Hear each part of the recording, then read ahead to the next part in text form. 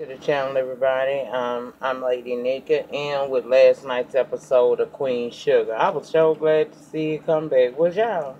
I was glad to see it return last night, and I'll be ready to see part two of the two-part season premiere tonight. But we're gonna talk about last night episode, which is season 2, episode 1, After the Winter. We open up with Nova in her backyard. She taking in the laundry. She wrapping up these scarves in this gift paper, and her white lover of the night before happens to come outside. Now, clearly, they had a one night little thing, because that ain't Calvin, okay? But he basically acting like he want to see her again, and she basically was kind of very nonchalant. I was like, girl, she wasn't really here for you, white chocolate. I don't know what you did or didn't do, but apparently it wasn't what Calvin do, because she was very nonchalant, almost like a boy bye. Now, one thing we nobody know what she like her some white peen, girl. I'm all for testing, but do you remember home now? That's all I'm gonna say. I ain't seen you but one black goose in this season 2 now. That's the only one I saw you with. I'm just, I ain't side eyeing you yet, but I'm just letting you know I'm on alert. I'm watching. Okay? Anyway, Charlie and Remy, they down in this meeting with these investors from Wall Street trying to garner funds for the Queen Sugar Mill. And the investors was all there for that. They was all here for it. They ready to sign a check right then, till she said that Davis wasn't a part of her of this endeavor that she's going, she's taking upon. See, they was down with it because, see, his brand sells. So they just knew for certain this was going to be a success. But now she's saying that he's not a part of it. They kind of like, you might want to get him in on that. And pretty much the way I took it, if you can't get him in on that, then we ain't going to give you none of our coins, okay? So they get up and they leave. Now, Remy, he in his feelings, okay? That's a little light-skinned man that she picked up on last season. Pretty decent little fella, but he feeling some kind of way. Cause, they not divorced yet, and his name keep popping up in everything that they trying to do. And he ain't really feeling that. He tell her, maybe we should cool it until your divorce come through. Okay? He ain't trying to be in no ex-husband shadow neither. He was kind of in his feelings, okay? So let's go to the High Yellow Diner, because Prospect down there, he say the food was good, but not as good as it is when Vi cooks it. And Vi let him know, look, because of Ralph Angel, I have now employed some girls from the halfway house they getting there. I kind of think that it's a good thing that, giving these ladies a second chance. And that is a good thing, especially when it's an offender who don't want to reoffend. The only reason why a lot of them do it is because they feel like they don't get an opportunity. I wish it was more businesses, although I know of a few in my area that would do this, but it would help a whole lot. I mean, some of them do want to change, but it's hard to change when won't nobody give you a helping hand. They won't extend their olive branch to you, okay? Now, next we see Ralph Angel, Darla, and Blue on the tractor, and they looking at this piece of land. Ralph Angel tell Blue that he's going to section this piece off and call it Blue's Corner. It's for him to have whenever solace is needed, okay? Darla asked him, has he spoken with his sisters yet about the new will? Remember, Daddy Bordelon actually did another will before he passed. They didn't see it. It was a handwritten will where he actually left the whole shebang to Ralph Angel. But he said, no, he don't want to take, she ain't gonna do nothing but try to take it from me anyway. And he just want to enjoy the land right now. I was here for it. Child, Micah done got him a brand new expensive ride for his 16th birthday. And he got Kiki driving it. And she love it. Remember, Kiki don't come from this. So this is a whole new world. And she loving it. And I ain't mad at her either. Okay, and what happened is they go to lunch with Charlie. And he is so appreciative of this lunch. Now, he come from privilege and everything. And Kiki can't understand. You got this brand new expensive ride outside, and this lunch is what you most happiest about. And he said, yeah. He said, my dad is just trying to buy my forgiveness and I can't be bought. Charlie tell him, look, baby, don't let that interrupt what you got going on today. Don't let that spoil your day, and I was here for it. Now, by girl, I understand you at home. I understand you down at the house and you stalking Hollywood Facebook page. He done put up some new pics and you trying to see, what's up with these new pics, and you also creeping to see what he liking on there and stuff, okay? So you get so into your feelings, you call him and he don't answer. So now you in your feelings. By girl, you gonna have to learn woman to woman. Sometimes you got to, drop that pride and go get your man. I understand that last season you didn't intend, maybe he should have told you that he was still married to Maxine Shaw and that she had this bipolar disorder. That's why he stayed married to her, so she could stay on his insurance and she can get her meds and see her doctor on the regular. He should have told you. But you don't have to let a good man go, girl. You know what I'm saying? You're doing too much. And I think you beginning to even feel like you doing too much. Don't fool around and let a good man slip away, girl. Get that shit together. You fucking it up. Side note. I know a lot of y'all younger ladies and some of y'all ladies around my age, y'all watch me and y'all thing on here is Ralph Angel, ain't it? Ain't nothing wrong with it, bitch. Ain't nothing wrong with it. Ain't nothing wrong with it. I loves me old nice piece of rich Godiva chocolate too. But see, I'm old school. I'd rather have me some old school piece of Hershey Kisses type of chocolate that loves me, gonna treat me right, and got good intentions. I don't need to be with a dude like Ralph Angel because see, Ralph Angel, he's a very attractive man. If I see he put it, everybody else see he put it too. And I'm not scared of competition, but I never underestimate my opponent either. Honey, I don't know. I'm just the old school type of child. I want me a fairly decent. Shit. Long as I can stand to look at you in your face, you all right. And ladies, let me tell you something. Single ladies, that's who I'm talking to. You out here single. And you out here looking, trying to get you one of these old Ralph Angel types. Let me tell y'all something. Sometimes the best thing that ever happened to you come in a package that you didn't expect it to. Ain't nothing wrong with taking a little ugly dick. Let me tell you what a little ugly dick do. A little ugly dick. And when I say ugly, I don't mean ugly like he deformed and he fucked up and don't nobody else want him. I'm just saying the lesser attractive man, a.k.a. the ugly dick. Baby, a ugly dick man will take care of your ass. That man will show you things that you ain't never seen, take you places, love on you, pay all your fucking bills, and treat you like the queen you need to be treated like, okay? Ugly dick don't mind paying a bill even if he don't stay in the house with you. Okay? So, I ain't saying lower your standards, but broaden your horizons to some of these men. Ralph Angel is a lovely piece of Godiva. Yes, he is. Godless. Yes, he is. He remind me of one of my friends down there on the Facebook. I'm going to call him Jay. If he watching this, he know exactly who the hell he is. I call him King. But, baby, I wouldn't fuck with King with somebody else's puss. I'm not finna be going through that. I'm not gonna be playing these psychological games with myself. I know what's gonna keep me right here, so I'm gonna go for that. And I think Hollywood is so fucking sexy.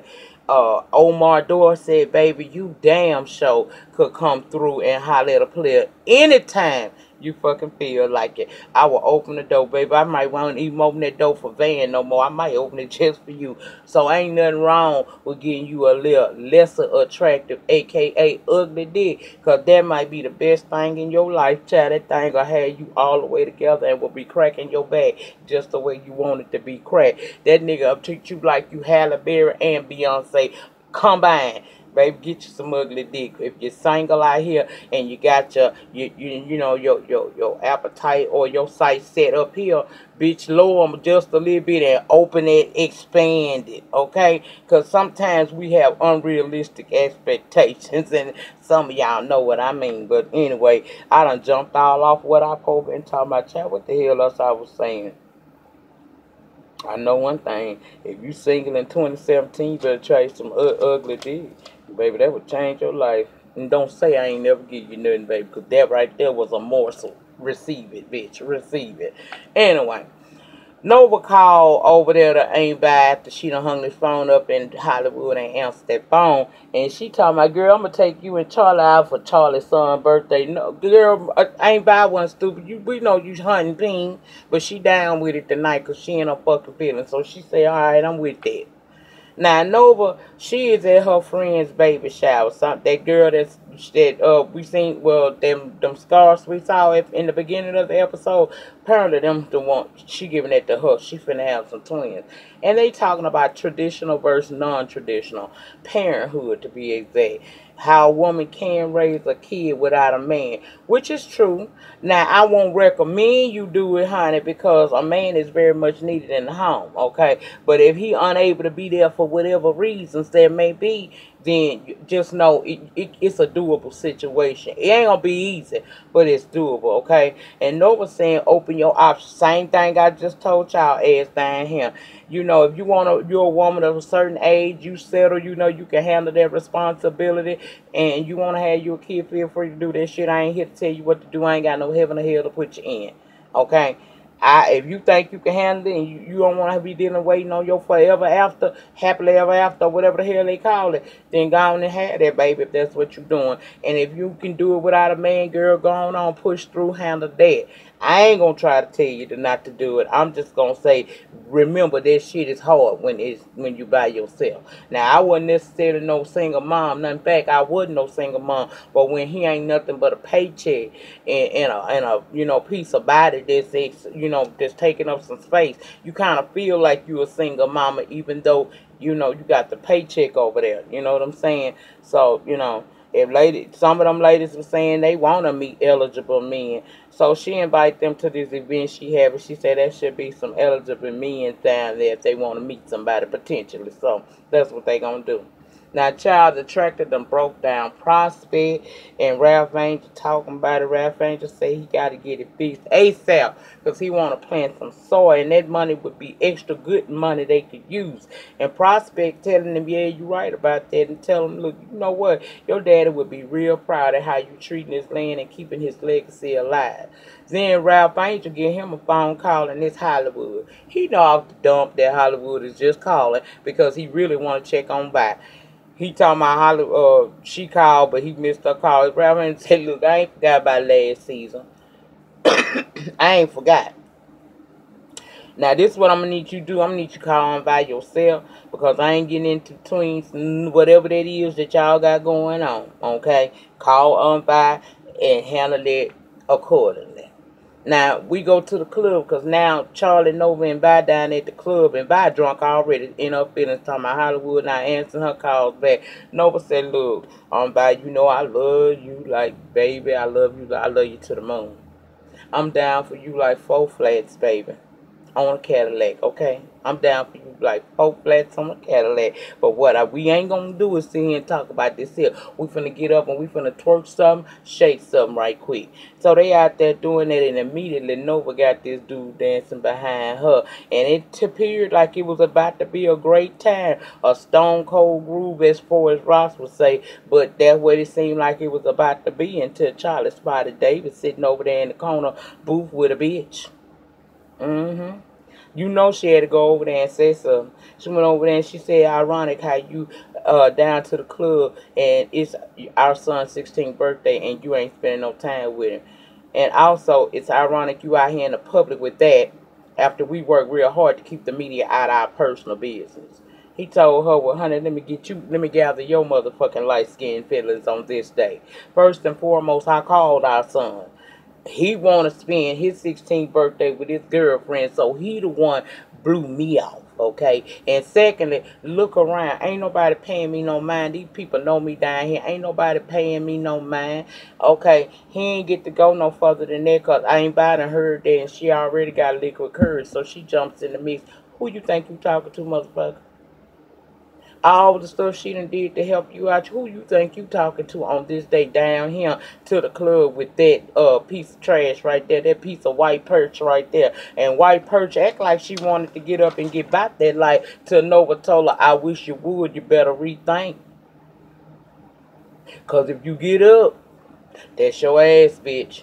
And Whitefish realized that that wasn't probably what she wanted to do, so she went back low. But see, Vi is on one, so now West Davidson called his damn security and escorted her out, and she cussing his ass out on the way out. Child, she ain't no problem with it. Now later on, they at Vi house and ain't Vi done passed out. I remember she was drunk anyway. Charlie over there reminiscing on how her and Wes used to be, and I mean Davis. Why I keep his Davis West is his name, man. Well, child, y'all know who the hell I'm talking about if I say it. But anyway, Davis, how her and him used to be, and how she felt seeing him with someone else, and she said, as a woman, why we can't get together? Charlie, I don't know. You asked $1,000,000 question that a lot of us women want to know. And if any of y'all happen to know this watching this video, go on, drop it down in that panty section if you know. Because I don't know, bitch. I don't know. Now, Darla, she down at a meeting. She said she had her happiest time she never had in her life. She's spending that quality time with her son and her son's father. But she admits she a little bit nervous, honey, because they going to have this family celebration tonight. And she don't know if she really want to go because she feel like they might be just tolerating her and not celebrating her. They don't like her. That's what she feel like. And she remembers a story of when she was a child and this dress she like and this stain they got on there that she could never get out, and she feel like sometimes she still that stain, and she worried about how things gonna work down there with Ralph Angel and the family. Now she's setting up for their Juneteenth dinner celebration thing, and Ralph Angel mentions that the tractor had broke down. Now Charlie immediately got to say, I thought we was partners. Why wasn't I informed about that tractor? He said, well, it's been fixed. The man's only charging $5K because I did some of the work myself. Now, instead of Charlie just letting it go, she always got to be Miss Practical with her bougie, light-skinned ass. That's some part of why I really don't like how she be acting sometimes. She got to point out the fact that it would probably have been wiser to go ahead and replace the tractor and put it as a write-off where they would yield probably more of a profit than the $5,000 that he saved in trying to keep a tractor going that, for according to her, has long since, expired. Basically, we done got all the real use. We gonna get out of here now. You just recycling the shit. Later on, Vi and Nova had to tell her, look, sometimes you try to just be okay with him. We all noticing that the effort that he putting in with this land. She talking about, she saying she doing the same thing. Ain't Vi had to remind her, girl, you got degrees behind you, so you should be. But look where he's coming from and what he's being able to accomplish. What I'm going to need you to do is try to take him from up under your thumb some and just appreciate what the efforts that he put in to doing certain things. She said she wouldn't put him under her thumb because she know how they feel to be under someone's thumb. And she tells them about this situation with these investors not wanting to deal unless West is a part of it. Davis is a part of this sugar mill situation. Nova was like, well, child, just ask him to do it for you as a favor one more time. I mean, ain't like he don't owe you that. But you could tell Bougie Fish she ain't trying to hit it. She don't want to drop her pride next to this man for nothing, especially after how he done played her. So she don't want to do that, okay? Now, Michael, he is driving home. He's trying to get to the celebration or whatnot. When this cop come out of nowhere and pull him over. Now, he nervous. He ain't used to that type of stuff. He make Michael turn the car off. Then when he gets up to the car, he approaches the car, the cop did. He gonna say, let the window down. He had to tell him, look, officer, I got to turn the car on in order to do that. This ain't one of them roll them downs. This a new car. And, basically the man is asking him, do you live around here? Because Micah asked him, I wasn't speeding, and so what's the nature of this, you stopping me? He mentions that that's a new car. The boy said, look, my daddy bought me this car for my birthday. Why was I really pulled over, is what he want to know. Kyle want to see the driver's license. He realized he ain't got his driver's license. He done left him in New Orleans at Nova House or else in another pair of pants at home. He don't know. He ain't got them. So Kyle says, well, let me see the registrations on this car. Michael made the mistake of reaching for that damn glove compartment when this man, he hadn't already asked this man, which he should have asked him, but child, these days, you really don't, it don't even fucking matter, because this whole scene made me think Philando Castile. Now, it could be because just last week, them people came back with the verdict saying that, I thought something was on me, but, came back with the verdict basically letting this cop go for murdering this man on tape. So this whole scene, that's what it was giving me. But this here so-called scared cop is so afraid of this little yellow boy. He done sat here and pulled a gun on him, made him get out the car, and then put him in handcuffs, talking about he finna arrest him. Now this boy scared as hell. His daddy had been calling him, but he can't answer the phone because the police couldn't take him on down to the jailhouse. Now, back at the house, Darla done showed back up, okay? She done finally got there from her meeting. And her and Ralph Angel go outside, and she telling him, look, I was at a meeting. He asked her why she need to go to a meeting. Is she slipping? No, she ain't slipping, and she let him know that. She said, I go so that I can have the sponsors in the meeting. They help me. There's no cure for what I have. I'll always have this issue, and that support system helps me. He said, well, that ain't the only support system you got me too. And that kind of made her happy or whatnot, but he gonna have to understand, you would rather her go to a meeting than for her to go meet up with her pusher, okay? Child. Well, they decided to go and eat without Micah because everybody been calling him, he ain't answered.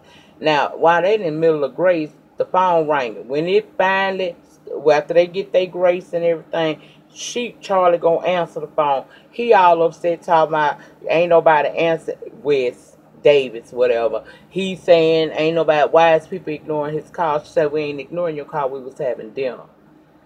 He talking about Micah been left hours ago, but he didn't answer the phone. She said, well, he probably ran out of gas and his phone died, or he's at his girlfriend's house. I'm going to call and check and see where he's at. Well, it's all good till she called Kiki, and Kiki said, I ain't seen him in hours. Now she a little bit concerned. Okay, she a little worried. Even ain't vibe worried to the point where she get on the phone and call Hollywood, because you know when we stressed out, we gonna call our good thing. And she talking about Michael missing. He say he probably with friends, and he talked to her a little bit, kind of calm her down. She told him, see, that's why I love you, because you keep me calm, cool, and collected.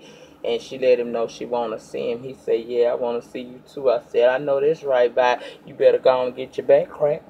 But anyway, Charlie and Nova head out to find Michael, but they wind up finding his car, and his phone is still in the car. So now Charlie's scared, and I totally understand. As a mother of 2 young sons, I worry about stuff like this all the time. I told y'all in the previous review before, my son used to get pulled over a lot when he was staying with me. He would get pulled over, and we didn't understand why he kept getting pulled over. Wrong type of car.